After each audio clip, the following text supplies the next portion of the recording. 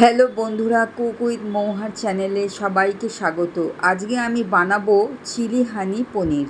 তাহলে চলো রেসিপিটা আরম্ভ করি। এখানে আমি পনিরকে ছোটো টুকরো করে নিয়েছি। এর মধ্যে অল্প নুন আর 1 চামচ কাশ্মীরি লঙ্কা গুঁড়ো দিয়ে ভালো করে পনিরটাকে মাখিয়ে রাখলাম। এবার কড়াইতে সাদা তেলের মধ্যে পনিরগুলোকে লাল করে ভেজে তুলে নিলাম।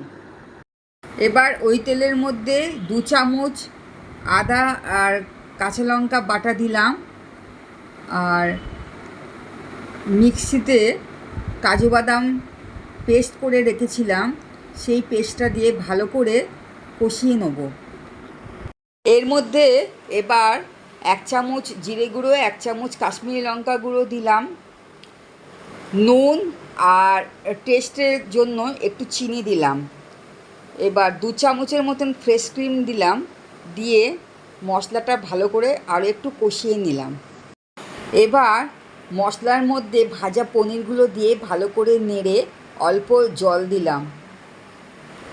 এবার গ্রেভিটা যখন ফুটবে তখন একটা চেরা কাঁচা লঙ্কা, অল্প ধনেপাতা কুচি ছড়িয়ে দিলাম, আর নামানোর সময় 2 চামচের মতন মধু দিয়ে ভালো করে নেড়ে গ্যাসটা বন্ধ করে দিলাম। দারুণ স্বাদের এই রেসিপিটা তোমরাও বাড়িতে ট্রাই করতে পারো। আমার এই রেসিপিটা যদি তোমাদের ভালো লাগে তাহলে লাইক, শেয়ার, সাবস্ক্রাইব করতে ভুলো না। পরবর্তী রেসিপিতে আবার দেখা হবে। টাটা।